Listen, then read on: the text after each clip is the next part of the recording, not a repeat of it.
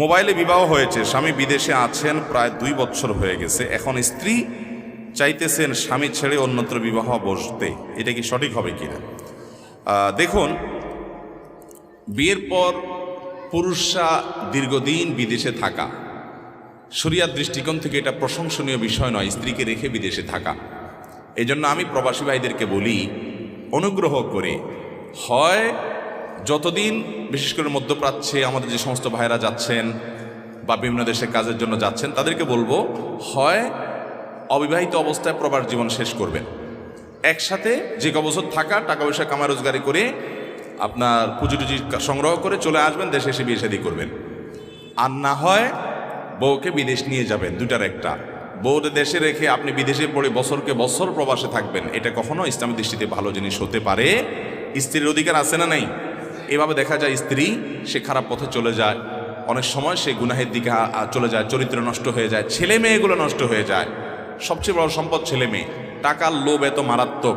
আমি অনেক প্রবাসী ভাইদেরকে দেখেছি এবং বলেছি, ভাই কত বছর আছেন মালয়েশিয়াতে, জাপানে, সৌদি আরবে, যেখানেই গেছি আমি প্রবাসী বাংলাদেশি ভাইদের যা মনে হয়েছে যাকে লং টাইম আছে, বউ কাছে নাই, তাদেরকে জিজ্ঞেস করি, অনেকে বলে 10 বছর, কেউ বলে 15 বছর, কেউ বলে 20 বছর। আমি বললাম, ভাই এই টাকার নেশার কিন্তু কোনো এন্ডিং নেই, এটার কোনো শেষ নেই।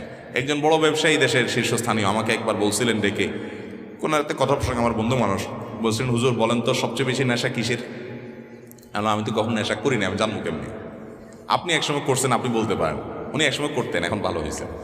পরে আমাকে বললেন, হুজুর আপনি বুঝেন না আমার প্রশ্ন, আমি ওই নেশার কথা বলি নাই, এই ইয়াবা, অমুক তমুক, বিভিন্ন মাদক, এগুলোর নেশা এমন কি নেশা? পৃথিবীতে সবচেয়ে বড় নেশা হলো টাকার নেশা। এই নেশাটা এত মারাত্মক, কেন কামাই করে, যে কামাই করে সেও জানে না, নেশা হয়ে যায়। হালাল হারাম বাজ বিচার না। হ্যাঁ, হালাল টাকার অনেক দরকার আছে।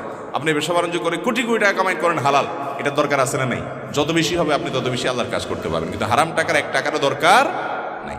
তো যাই হোক, প্রবাসে যারা আছেন তারা স্বামীর হিসাবে স্ত্রীর অধিকারের দিকে খেয়াল রাখবেন।